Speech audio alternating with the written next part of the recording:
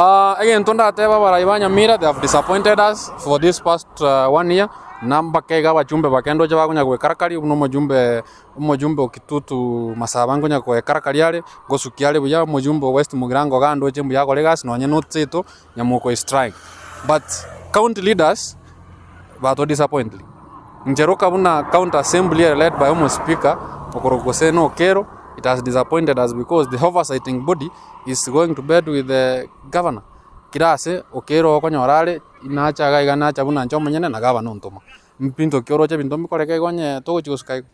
Igo abantu baminto tigabarai batokorere gase ritwa baete na kiro muntu apime line yaye yemeremo bune constitution ekoleki etebet. Ega Homo Speaker no oversight. The work of the county assembly is to oversight the county executive. Igobono from that word oversighting nero wenda go keep the governor on toes. Chibesa chiribaire unoroche building nere ye county janya koera, we don't know why we are approaching 15 years of devolution without seeing a building area. Last time we roje nja gwete abana baito bakaumia maria abantu barango kolegas bakaumia, but we have not seen any change. Gobono let him keep the executive on toes agere abakorere meremo.